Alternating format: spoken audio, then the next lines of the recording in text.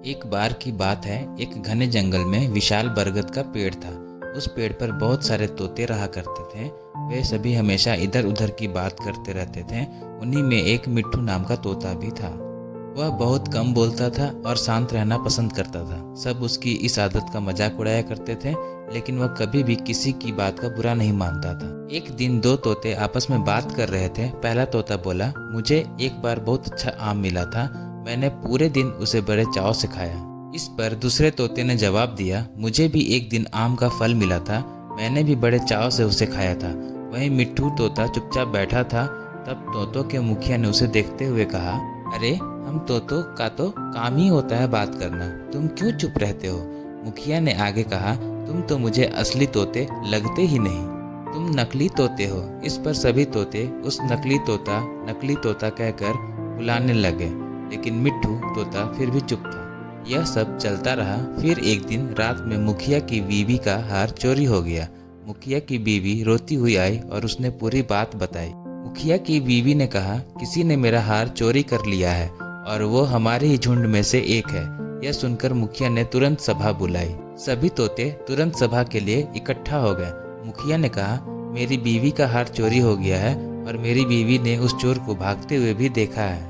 वह चोर आप लोगों में से ही कोई एक है। यह सुनकर सभी हैरान हो गए। मुखिया ने फिर आगे कहा कि उसने अपने मुंह को कपड़े से ढक कर रखा हुआ था, लेकिन उसकी चोंच बाहर दिख रही थी। उसकी चोंच लाल रंग की थी। अब पूरे झुंड की निगाह मिट्ठू तोते और हीरू नाम के एक दूसरे तोते पर थी, क्योंकि झुंड में केवल इन्हीं दोनों की चोंच लाल रंग की थी। यह सुनकर सभी मुखिया से चोर का पता लगाने के लिए बोलने लगे, लेकिन मुखिया ने सोचा कि ये दोनों मेरे अपने हैं, मैं कैसे इनसे पूछ सकता हूँ कि तुम चोर हो क्या? इसलिए मुखिया ने एक कौवे से इसका पता लगाने के लिए मदद ली।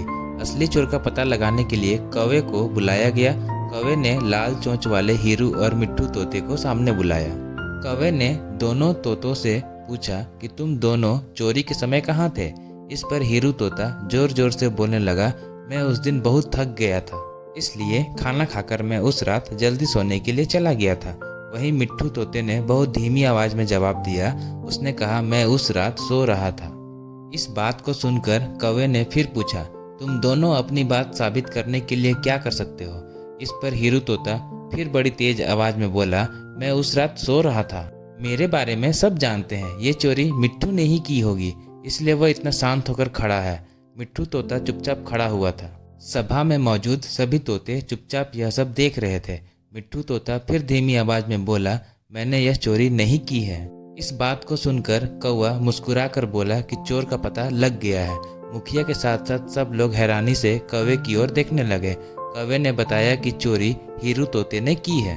इस पर मुखिया ने पूछा, आप यह कैसे कह सकते हैं? कौवे ने मुस्कुरा कर कहा, हीरू तोता जोर जोर से बोलकर अपने झूठ को सच साबित करने में लगा था, जबकि मिट्ठू तोता जानता है कि वह सच बोल रहा है, इसलिए वो अपनी बात आराम से कह रहा था। कौवे ने आगे कहा, वैसे भी हीरू तोता बहुत बोलता है, उसकी बात पर भरोसा नहीं किया जा सकता है।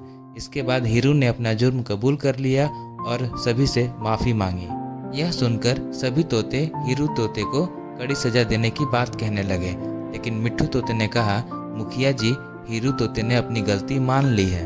उसने सबके सामने माफ़ी भी मांग ली है। उससे पहली बार यह गलती हुई है, इसलिए उसे माफ़ किया जा सकता है। यह बात सुनने के बाद मुखिया ने हीरू तोते को माफ़ कर दिया। कहानी से सीख, कभी कभी ज़्यादा बोलकर हम अपनी अहमियत खो देते हैं, इसलिए ज़रूरत के समय ही बोलना चाहिए।